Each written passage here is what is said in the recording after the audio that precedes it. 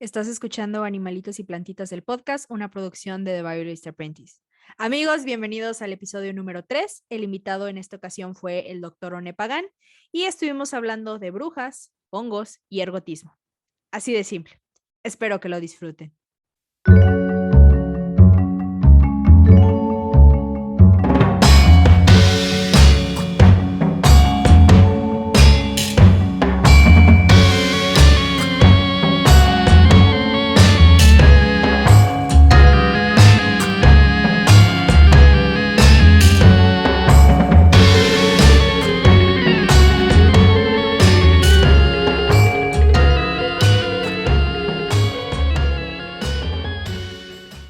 Hola, soy Sofía Villalpando y estás escuchando Animalitos y Plantitas, el podcast, en donde en cada episodio descubriremos la historia de algún animalito, una plantita, un honguito, un insectito o de cualquier organismo vivo. Amigos, bienvenidos al episodio número 3 de Animalitos y Plantitas. En esta ocasión tengo a un invitado muy especial, a una persona que estimo mucho y que realmente no necesita presentación porque ya ha colaborado conmigo en múltiples ocasiones. Pero del otro lado del estudio tenemos al único y al inigualable doctor One Pagan. Bienvenido, Doc. ¿Cómo está? ¿Qué hay de nuevo? ¿Cómo se siente de estar de regreso? Todo muy bien, gracias a Dios, Sofía. Felicitaciones en tu nuevo podcast. Muchas gracias. Y me siento bien honrado de ser tu invitado. Sabes que te vas a cansar de mí porque voy a estar siempre ayudándote. Sí, no, ya sentencié al doctor que lo voy a tener en otros 10 episodios, entonces pues aquí lo van a ver muy seguido. Doc, antes de empezar este episodio me gustaría que se presentara. ¿Quién es? ¿Qué hace? ¿A qué se dedica? ¿Y por qué es tan buen escritor de libros de divulgación científica? Tengo esa duda. Bueno, eres muy amable. Muchas gracias por tu gentileza. Pues mi nombre es el doctor One Reinaldo Pagan. Soy de Puerto Rico, nacido y criado allá, pero trabajo en los Estados Unidos, en Westchester University en Pensilvania. Yo hice una licenciatura en Ciencias Naturales y una maestría en en bioquímica de la Universidad de Puerto Rico y mi doctorado en farmacología y neurobiología de Cornell University en Nueva York. Yo trabajo con un animalito, precisamente con el tema de tu podcast.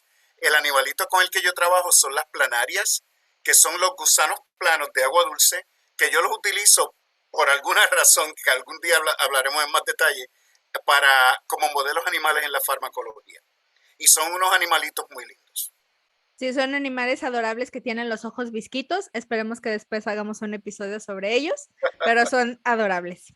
Entonces, Doc, prepárese porque le tengo una historia muy interesante. Yo creo que una de mis historias favoritas de lo que va de este podcast, porque está llena de misticismo y magia, pero también tiene que ver mucho con uno de sus campos de estudio y de hecho con un capítulo de su último libro que más adelante platicaremos al respecto.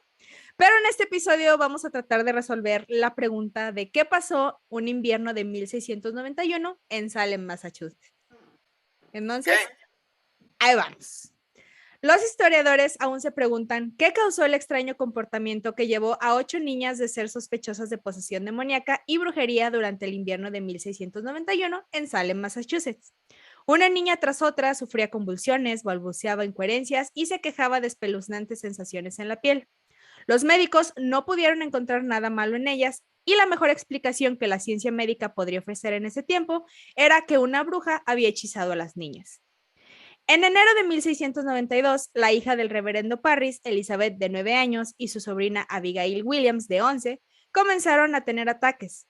Gritaban, tiraban cosas, emitían sonidos peculiares y se contorsionaban en posiciones extrañas. Y un médico local culpó a lo sobrenatural. Otra niña, Anne Putnam, de 11 años, experimentó episodios similares. El 29 de febrero, bajo la presión de los magistrados Jonathan Corwin y John Hathorne, las niñas culparon a 3 mujeres de afligirlas: Tituba, la esclava caribeña de los Parris; Sarah Good, una indigente; y Sarah Osborne, una terrateniente que se había ganado el odio de sus vecinos a través de sus escasas demostraciones de fe ante la comunidad. Las 3 mujeres fueron llevadas ante los magistrados locales e interrogadas durante varios días. Osborne afirmó su inocencia, al igual que Wood, pero Tituba confesó: el diablo vino a mí y me pidió que le sirviera. Describió elaboradas imágenes de perros negros, gatos rojos, pájaros amarillos y un hombre negro, además de que admitió que había otras brujas que querían destruir a los puritanos. Por supuesto, las 3 mujeres fueron encarceladas. Una vez plantada la semilla de la paranoia, sucedieron las acusaciones durante los meses siguientes. Los juicios por brujería de Salem tuvieron lugar en Massachusetts colonial entre 1692 y 1693. 19 fueron ahorcados en la colina de la Horca, un hombre de 71 años fue presionado hasta la muerte con piedras, varias personas murieron en la cárcel y casi 200 personas en total habían sido acusadas de practicar la magia del diablo. Casi 300 años después, un investigador tuvo otra idea. El ergot o cornezuelo, el hongo tóxico que infecta el centeno y contamina el pan, podría explicar el extraño comportamiento de las niñas en ese tiempo. El cornezuelo es un hongo parásito que se adhiere a una hierba de cereal en floración, como el centeno o el trigo. Florece en condiciones de humedad y posee la característica especial de poder imitar al propio grano que ha infectado. Forma una masa endurecida llamada esclerosis en su huésped y puede alimentar esporas latentes hasta que se den las condiciones adecuadas para liberarlas.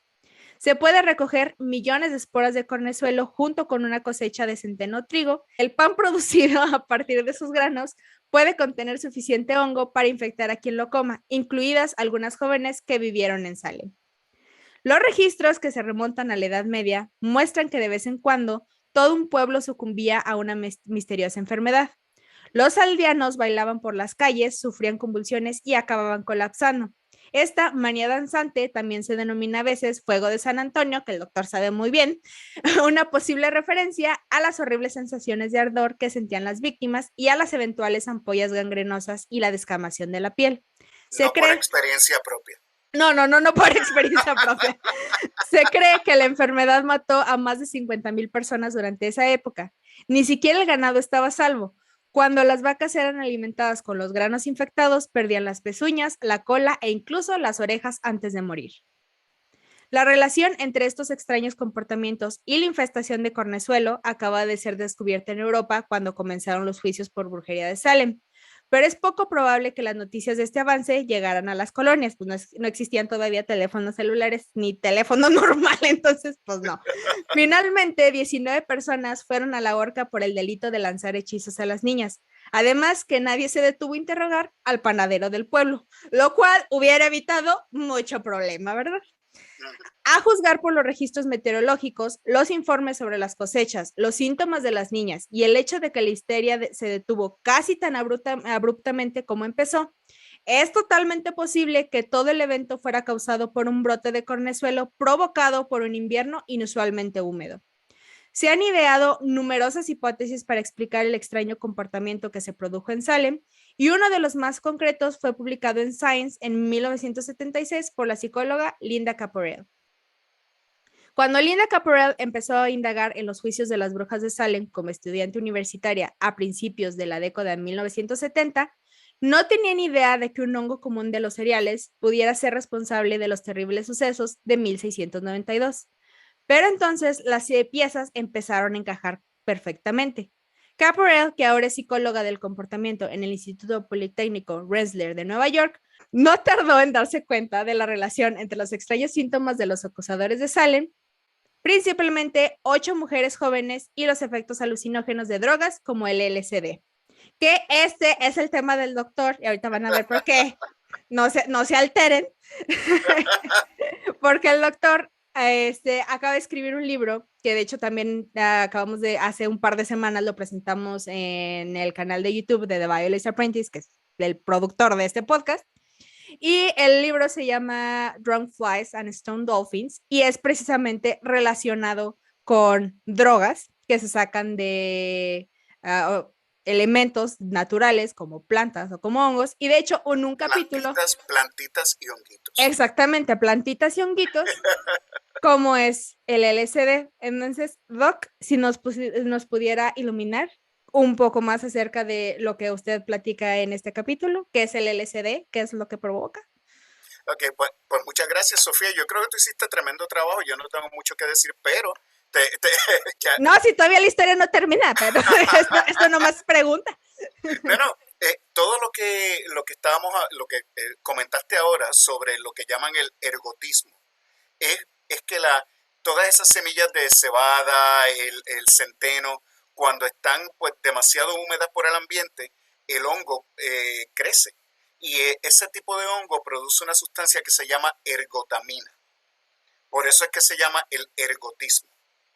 Entonces, esa sustancia es como un primo bien cercano a un compuesto artificial o semi-artificial que se llama el LSD, la dietilamida del ácido lisérgico, que eso lo descubrió el doctor Albert Hoffman en los 1930 y descubrió las propiedades alucinógenas por completamente accidente. Le cayó un poquito del sólido en la mano, se rascó un poquito la boca y empezó con el viaje. Y andaba viendo ya elefantes rosas y todo lo demás. Exacto, empezó a ver colores, se dieron mareos, pero ya se dio cuenta de lo que había en esa sustancia y después lo hizo a propósito unas cuantas veces más.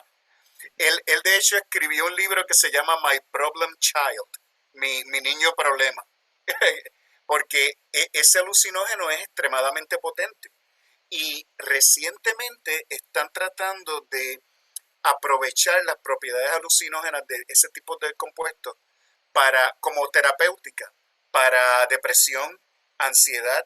Eso lo están haciendo ahora investigaciones en ese aspecto. Sí, y de hecho, ahora que lo menciona, porque justamente iba para allá, el LSD, que es dietelamida de ácido lisérgico, como lo comentó el doctor Oné, es un derivado del cornezuelo, un hongo que afecta al grano del centeno. Precisamente el ergotismo, que es el envenenamiento por cornezuelo, había sido implicado en otros brotes de comportamiento extraño, como el que afectó a la pequeña ciudad francesa de Pont-Saint-Esprit. Bueno, no sé francés, pero me imagino que es algo así como Pont-Saint-Esprit o algo así, en 1951. Entonces, oui. Los brotes de ergotismo son raros hoy en día, pero se produjeron algunos en el siglo XX. Todavía no hay variedades de centeno que sean resistentes al cornezuelo, pero los cultivadores de centeno ahora enjuagan su cosecha en una solución salina para matar al hongo. Hay más de 50 especies de cornezuelo, cada una de las cuales favorece un tipo particular de hierba o cultivo de cereales. Pero las preguntas que tenemos aquí es, ¿podría el cornezuelo haber sido el culpable? ¿Tenía los medios y la oportunidad de causar estragos en Salem? La investigación de Carparell, con la ayuda de la ciencia, proporcionó algunas respuestas. Como ya también lo mencionó el doctor, el ergotismo es causado por el hongo clavices purpurea, que es el nombre científico del cornezuelo o del ergot, que afecta al centeno, al trigo y a otros muchos cereales. Sí, si me permites un momento, claro. Es completamente plausible. Eso está bien dicho en español. Supongo que sí. Yo no soy la persona más correcta de este mundo, pero digamos que sí. Bueno, vamos a decir que es perfectamente lógico en mi idea, porque muchas de las sustancias psicoactivas que nosotros utilizamos se descubrieron por casualidad, por observar a los animales, pero en los animalitos que actuaban, se comían unas plantitas y tenían unos efectos. Y entonces, como por ejemplo, la historia probablemente apócrifa de cómo se descubrió el café. Un pastorcito de cabras en Etiopía, un montón de años atrás, se dio cuenta que cuando llevaba las cabritas y ellas se comían unas semillitas de lo que conocemos de la planta del café, las cabras estaban bien nerviosas, empezaban a correr, pues, y ahora pues llegó Starbucks, el café y todas esas cosas. Para mí, en mi mente no hay ninguna duda de que es bien posible que una explicación relacionada al ergotismo puede que tenga tenido que ver algo con lo que pasó con estas mujeres de Salem. De hecho, y porque tiene bastante sentido, y el punto es que este hongo es tan oportunista que casi que en cualquier clima, que en cualquier temperatura, o sea, hay como poca límite de temperatura con el cual se mueren, entonces o tiene que estar muy arriba o tiene que estar muy abajo, pero básicamente este hongo ve cualquier oportunidad para empezar a crecer y para empezar a expandirse. Sí, básicamente lo que pasa es que cuando se infecta por primera vez un cereal o cualquier otra cosa, no sé, un centeno o trigo, la cabeza florecida de un grano arroja un moco dulce de color amarillo, llamado en inglés honeydew, que me imagino que en la traducción en español es rocío de miel, que contiene esporas de hongos que pueden propagar la enfermedad. Con el tiempo, el hongo invade los granos en desarrollo y se apodera de ellos con una red de filamentos que convierten los ganos en esclerosios de color negro violáceo. Los esclerosios pueden confundirse con grandes granos de centeno descoloridos. O sea, básicamente se ven igual que el grano, ese es el problema. Ajá. Entonces, en su interior se encuentran potentes sustancias químicas, alcaloides de cornezuelo de centeno, con el ácido lisérgico con el que ya vimos que se fabrica el LSD, y la ergotamina utilizada, como lo dijo el doctor, actualmente para tratar diferentes enfermedades, y una de ellas puede ser las migrañas. Los alcaloides afectan al sistema nervioso central y provocan la contracción del Ok. músculo liso. Claro. Los toxicólogos saben ahora que la ingesta de alimentos contaminados con cornezuelo pueden provocar un trastorno convulsivo caracterizado por violentos espasmos musculares, vómitos, delirios, alucinaciones, sensaciones de arrastre en la piel y una serie de otros síntomas, todos los cuales, según señaló Linda Caporel, están presentes en los registros de los juicios por brujería de Salem. Entonces, si se preguntaban, Sofía, doctor Pagán, ¿qué es lo que causa el LSD? Básicamente es eso, contracciones, los espasmos violentos, vómitos, delirios, alucinaciones, entre pues otras cosas, como ya lo mencionamos, que ves elefantes rosas volando por ahí. Como, no sé, pero me imagino que es así como la película esta de Dumbo, no sé si alguna vez la vio, Sí, sí, la de sí, Disney, sí. que hay Yo, una de escena hecho, ajá. de los elefantitos rosas, esa para mí, ese es como lo puedo explicar. Sí, exacto. Y tiene más sentido que hayan todos esos efectos negativos hayan venido del grano directamente, porque solo Dios sabe que aparte del ergot, de la ergotamina, qué otras cosas habían en ese grano, en ese hongo. Porque cuando una persona se ingiere LSD, pues ese compuesto, el LSD es puro y causa los efectos alucinógenos, pero los otros efectos malos de vómitos, contracciones, pues eso se eliminan un poco. Pero con las otras sustancias que puede que se existan en ese hongo, pues los efectos van a ser peor. Pero te tengo que dar una noticia. Se descubrió hace varios años. Tú sabes que, ¿te acuerdas de Jurassic Park? Sí. ¿Ok? Que la premisa de Jurassic Park es que sacaron la sangre de unos mosquitos que estaban en ámbar. Ah, sí, sí, sí, sí. ¿Ok? Pues hace un tiempo se descubrieron en unas muestras de ámbar unos granos que se parecían, lo identificaron de la misma especie de los granos del ergot. Y estamos hablando de 100 millones de años atrás. ¿Ok? Que en mi imaginación completamente infantil me da la idea de que los dinosaurios se pueden haber estado comiendo esa hierba, esos granos, y potencialmente sufrirían alucinaciones como nosotros. Y pobrecitos, también existíamos, pero ven alucinaciones con nosotros. ¡Ay, qué son esas Exacto, sí. cosas! Exacto. Muy bien. El cornezuelo prospera en primaveras y veranos cálidos, húmedos y lluviosos, que era lo que le mencionaba. O sea, básicamente, o en primavera, verano cálido, húmedo, lluvioso, con lo que sea, y de todas maneras se va a dar el ergot. Ese era el problema, que sabían que tarde o temprano iban a causar algún problema. Entonces, cuando Carporel examinó los diarios de los residentes de Salem, descubrió que esas condiciones exactas habían estado presentes en 1691. Casi todos los acusadores vivían en la sección occidental del pueblo de Salem, una región de praderas pantanosas que habría sido el principal caldo de cultivo para el hongo. En aquella época, el centeno era el grano básico de Salem. La cosecha de centeno consumida en el invierno de 1691 a 1692, cuando se empezaron a reportar los primeros síntomas inusuales. Podría haber estado fácilmente contaminada por grandes cantidades de cornezuelo. El verano de 1692, sin embargo, fue seco, lo que podría explicar el abrupto fin de los embrujos. ¡Qué casualidad! Que cuando cambió el clima ya no había brujas. Entonces, sin embargo, todavía hay muchísimo debate sobre si esta teoría debe ser aceptada o no. Muchos psicólogos sociales insisten en que las acciones de las jóvenes pueden atribuirse al malestar social y político y que el ergotismo no tiene en cuenta ciertos aspectos sociales que podrían explicar lo que realmente pasó. Entre estos aspectos se encuentran los posibles motivos ocultos del reverendo Parris, pero eso pues ya no lo podemos saber, y la inmensa cantidad de estrés a la que estaba sometida la población durante 1692, debido a un brote de viruela y a la rápida expansión de la población. O sea, básicamente no nomás tenían el problema del ergotismo, también tenían un buen de enfermedades como la viruela, Exacto. que en ese tiempo pues era mortal, o sea, te enfermabas de viruela y ya sabías que te ibas a morir. Entonces, desgraciadamente, es probable que nunca sepamos exactamente lo que ocurrió en Salem durante los juicios de brujas.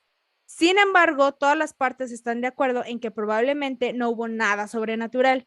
Según algunos, el verdadero mal podría haber estado en la mesa a la hora de la cena. Y esta es la historia de los juicios de las brujas de Salem, de acuerdo a lo que la ciencia nos dice. Entonces, ¿cómo lo ve, doctor? Como usted lo Mira, dijo, pues ahí está. eh, para mí mira, es muy lógico. Y, y me recuerda dos temas que son como más básicos de lo que estamos hablando.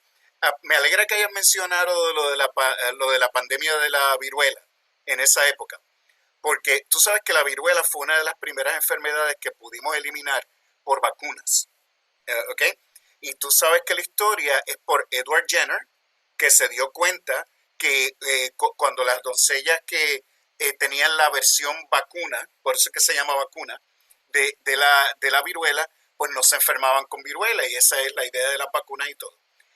Ya en aquella época había gente que decía, no te pongas esa vacuna porque te vas a convertir en vaca.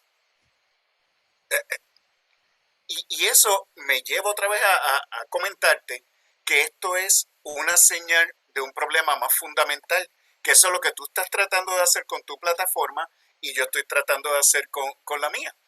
Comunicación en ciencia.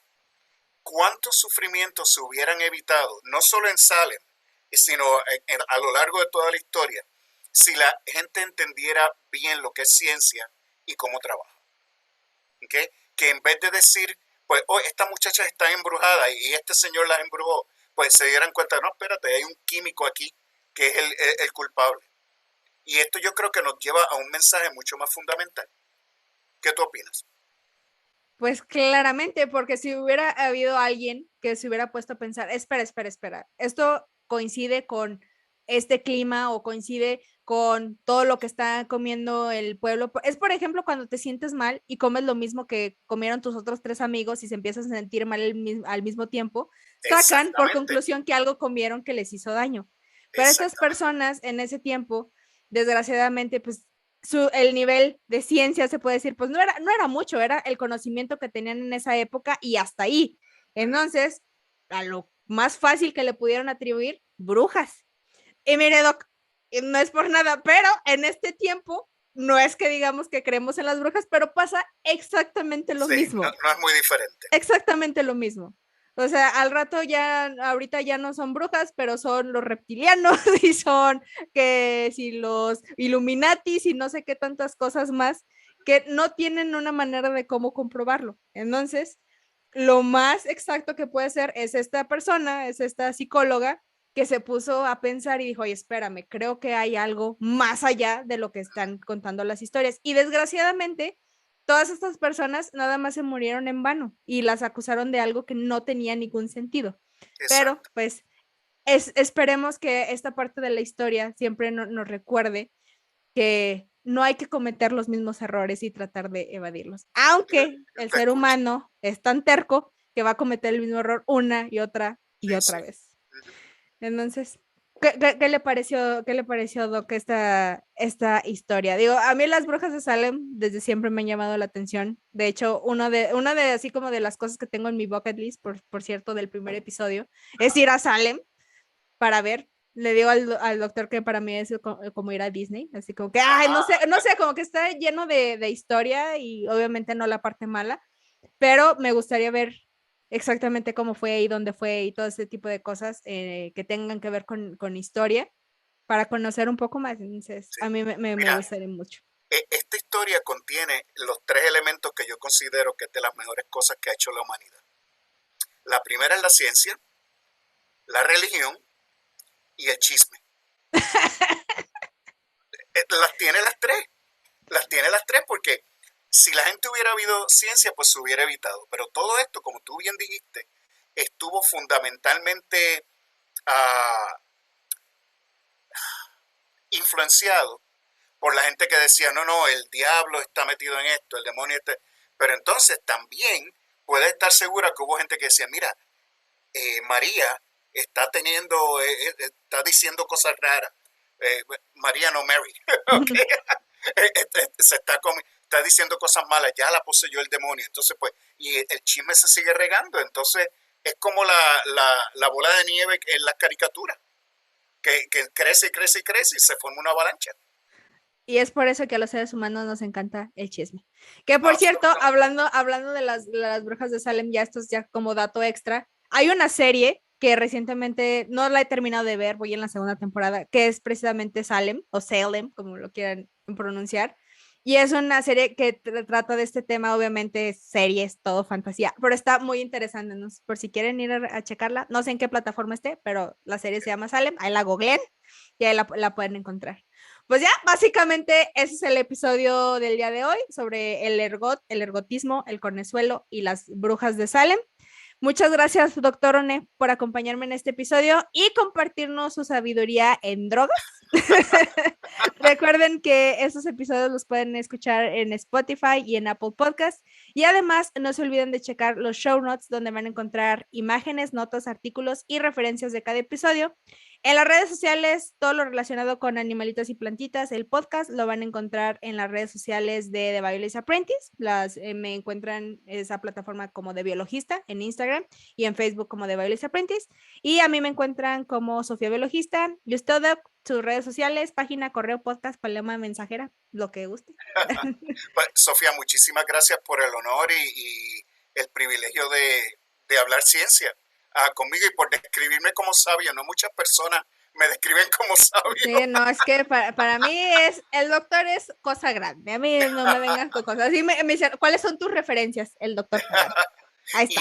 Y para tus oyentes que quieran comunicarse conmigo y hablar ciencia, yo estoy bien activo en redes sociales como Twitter. Estoy como Bold Scientist, científico calvo, una palabra, y tengo un website que se llama boldscientist.com.